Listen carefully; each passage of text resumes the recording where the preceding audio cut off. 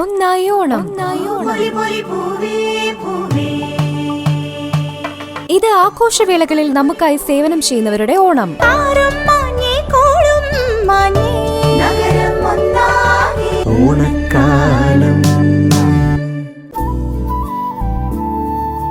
Hi, ഞാൻ Sajani Santhosh, cabin crew ആയിട്ട് work ചെയ്യാണ്. ഓണം എല്ലാവരെയും പോലെ നമുക്കും ആഘോഷിക്കാൻ ആഗ്രഹമുണ്ടെങ്കിലും എപ്പോഴും നടക്കാറില്ല. കാരണം പല ഫീൽഡിലും വർക്ക് ചെയ്യുന്ന പോലെ ആഘോഷ ദിവസങ്ങളിലാണല്ലോ നമുക്കും ജോലി കൂടുതലുണ്ടാവാറ്. അതിൽ വിഷമമൊന്നുമില്ല.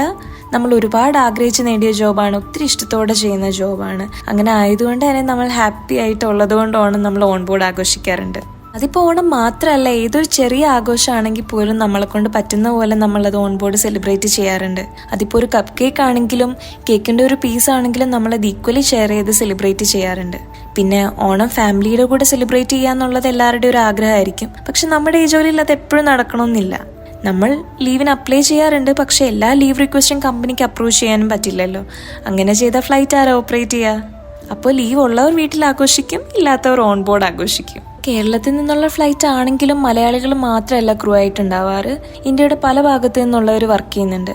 അപ്പോൾ ഇതേപോലെയുള്ള സെലിബ്രേഷൻസിൽ എല്ലാവരും ആയിട്ട് ആഘോഷിക്കാൻ പറ്റുക എന്നുള്ളത് ഒരു സന്തോഷമാണ്. നമ്മുടെ കൾച്ചർ അവരും കൂടെ മനസ്സിലാക്കുക, അതിൽ അവരും ഒരു പാർട്ടാകുക, ഉള്ളത് അങ്ങോട്ടും ഇങ്ങോട്ടും ഷെയർ ചെയ്ത് സെലിബ്രേറ്റ് ചെയ്യാൻ പറ്റുക എന്നൊക്കെ ഉള്ളത് ഒരു ബ്ലെസ്സിങ് ആണ്. നമ്മൾ മാത്രമല്ല, നമ്മൾ പാസഞ്ചേഴ്സിനും നമ്മൾ സർപ്രൈസ് കൊടുക്കാറുണ്ട്. ചിലപ്പോൾ നമ്മളെ ഞെട്ടിച്ചുകൊണ്ട് അവരും നമുക്ക് സർപ്രൈസ് തരാറുണ്ട്. എന്തെങ്കിലും സ്വീറ്റ്സോ കാർഡ്സോ ഒക്കെ തന്ന് നമ്മളെ ബ്ലെസ് ചെയ്യാറുണ്ട്.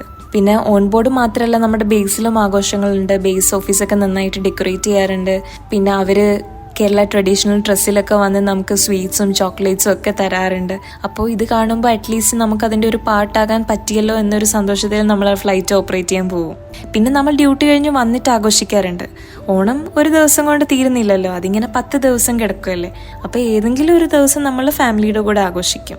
നമ്മുടെ ഈ ജോലിയിൽ നമ്മൾ കൂടെ ഉള്ളവരുടെ സന്തോഷത്തിൽ ഹാപ്പിനെസ് കണ്ടെത്തുന്നവരാണ് എല്ലാവരും. അപ്പോൾ അതുകൊണ്ട് തന്നെ ബാക്കിയുള്ളവർ ഹാപ്പി ആയിട്ട് കാണുമ്പോൾ നമുക്കതിലേറെ ഹാപ്പിനെസ് ഉണ്ടാവും. അതുകൊണ്ട് ഓണം ഫാമിലിയുടെ കൂടെ ആഘോഷിക്കുന്നവർക്കും അങ്ങനെ ആഘോഷിക്കാൻ പറ്റാത്തവർക്കും എൻ്റെ ഹൃദയം നിറഞ്ഞ ഓണാശംസകൾ.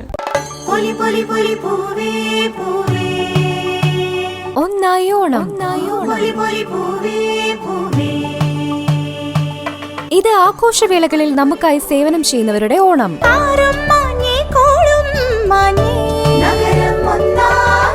ഓണക്കാലം